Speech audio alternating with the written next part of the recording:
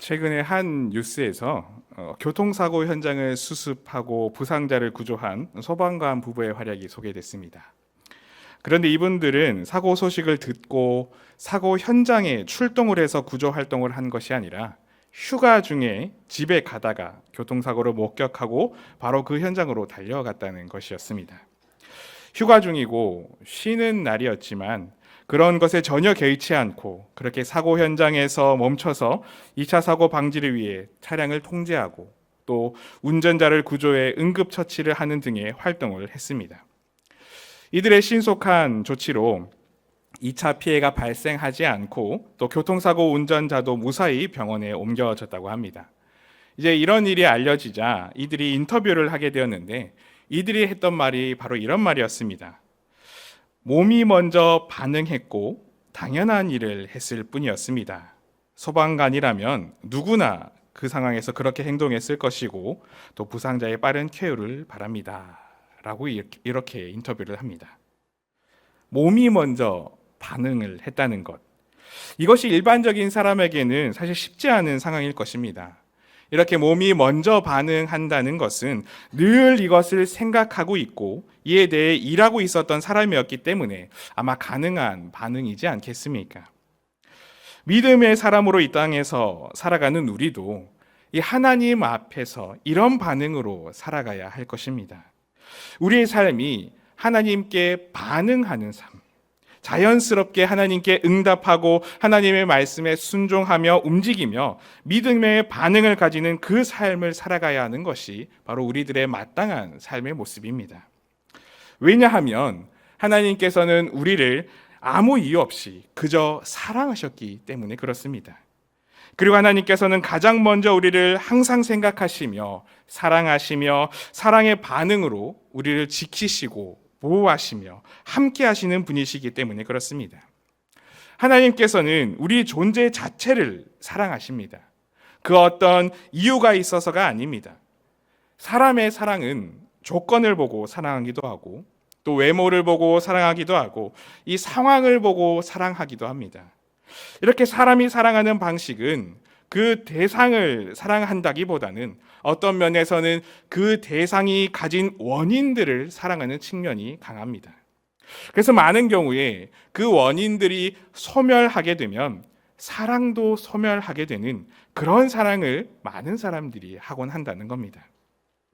그러나 하나님께서는 이유 없이 우리를 선택하셨고 아무 대가 없이 우리를 먼저 사랑하셨습니다. 그리고 그 사랑은 심지어 말로 표현할 수 없을 정도로 깊고도 넓은 사랑입니다. 오늘 말씀의 다윗의 고백을 담은 이 시편 57편에서는 바로 이런 하나님의 사랑을 우리가 잠깐 엿볼 수가 있습니다. 이 시편은 다윗이 사울을 피해서 굴에 숨어 있을 때 고백한 시편이라고 적혀 있습니다. 즉 인생에서도 아주 괴로운 시절을 보내고 있던 그 다윗이 쓴 노래라는 겁니다. 그런데 그런 상황에서 그 괴로움과 쫓기는 그 슬픔과 힘겨움의 상황 가운데에서 다윗은 이 하나님을 어떻게 고백을 하고 있습니까? 먼저 1절에서 3절의 말씀을 보면 하나님을 이렇게 고백하고 있습니다. 하나님이여 내게 은혜를 베푸소서. 내게 은혜를 베푸소서. 내 영혼이 주께로 피하되 주의 날개 그늘 아래에서 이 재앙들이 지나기까지 피하리이다. 내가 지존하신 하나님께 부르짖으며 곧 나를 위하여 모든 것을 이루시는 하나님께로다.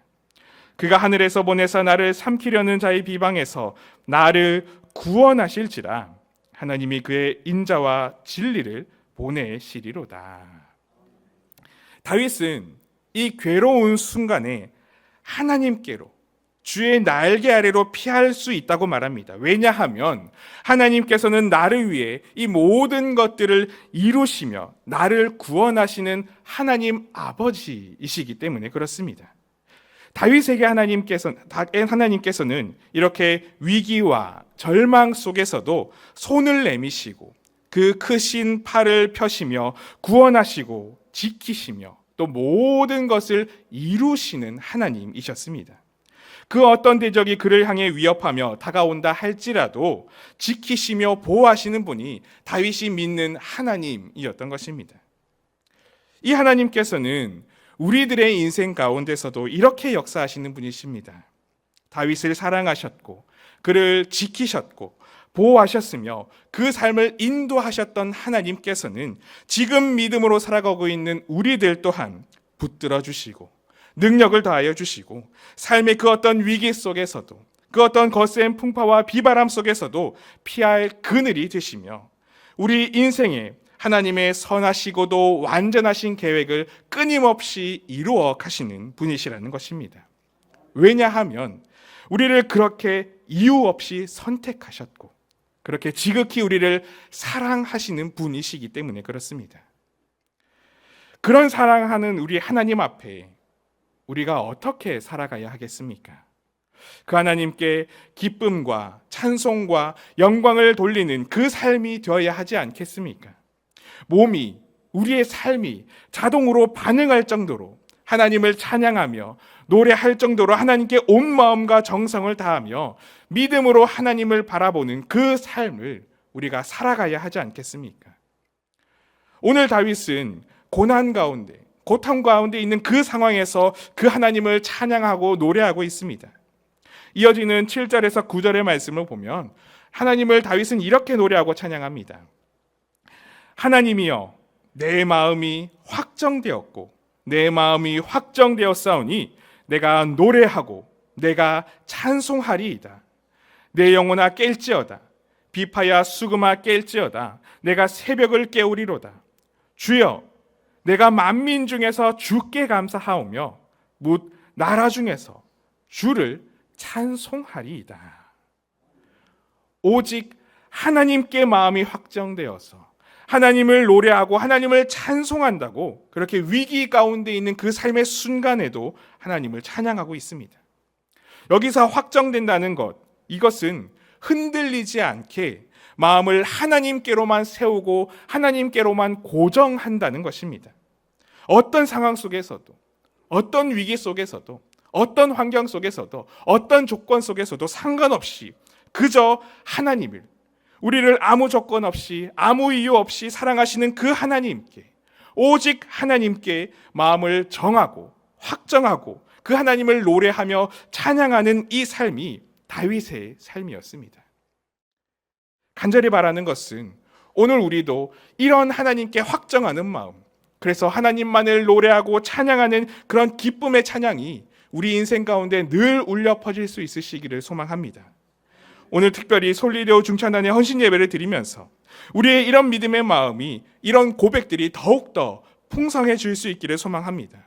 오직 하나님께 우리 마음과 삶이 확정되어서 하나님만을 노래하며 하나님만을 찬양하는 믿음의 반응이 우리의 삶의 구석구석에서, 자리자리에서 늘 터져 나올 수 있는 그런 은혜의 삶으로 확정될 수 있기를 축복합니다.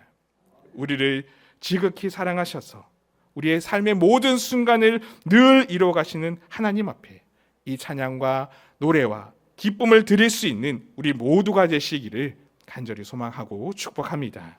함께 기도하겠습니다. 사랑의 하나님 아버지, 오늘 이 주일에 우리가 하나님을 찬양하며 예배하며 하나님을 높이는 은혜를 허락하여 주셔서 감사를 드립니다. 아무런 조건 없이 지극히 우리를 사랑하시는 그 하나님의 사랑에 우리도 늘 몸이 반응하는, 우리의 입술이 반응하는, 우리의 삶이 반응하는, 그래서 하나님께만 노래하며 찬양하는 우리 모두가 될 수 있도록 축복하여 주시옵소서. 특별히 오늘 솔리데오 중찬단이 헌신 예배를 드리며 하나님께 찬양으로 영광을 돌릴 때에 그들의 입술의 고백과 삶의 고백을 기뻐 받아주시고 우리가 함께 하나님께 영광 돌리며 하나님께서 주시는 은혜를 누리는 복된 시간이 되게 하여 주시옵소서. 그런 귀한 마음으로 이 시간 감사 헌금을 또한 솔리데오 중찬단에서 하나님께 드립니다.